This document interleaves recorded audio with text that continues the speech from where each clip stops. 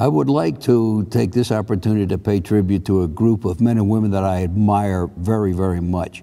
I'm talking to the men and women of Maryknoll, both the religious as well as the lay people who belong to that as associates, belong to Maryknoll in that capacity.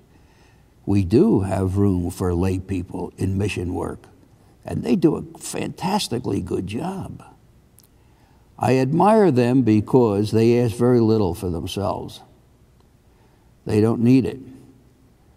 They're so wrapped up in their work, so devoted to their work.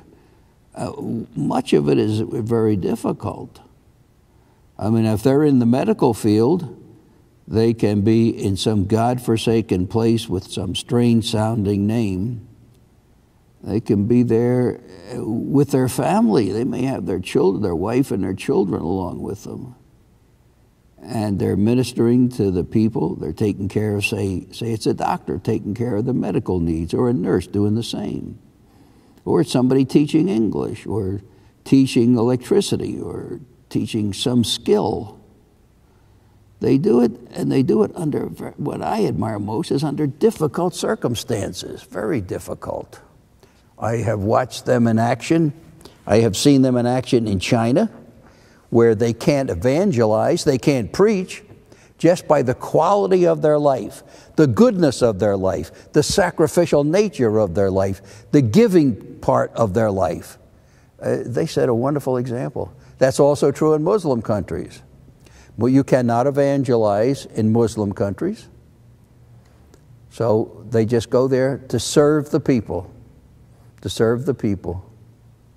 And one of the greatest pictures I've ever seen is Father Cahill, a Maryknoller, who is carrying a lame Muslim child in his arms, taking it to the hospital for treatment.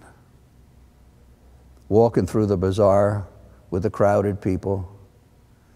They looked on him with suspicion, but they can find no fault. He's not evangelizing. He's not preaching Christianity.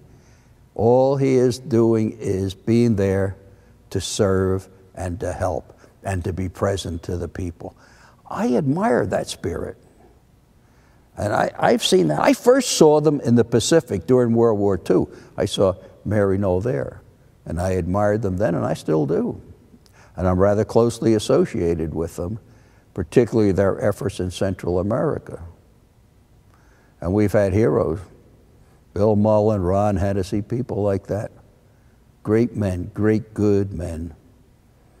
So I think this little public tribute to them, said with the honest conviction of my heart, I want to pay that tribute to them because they deserve it.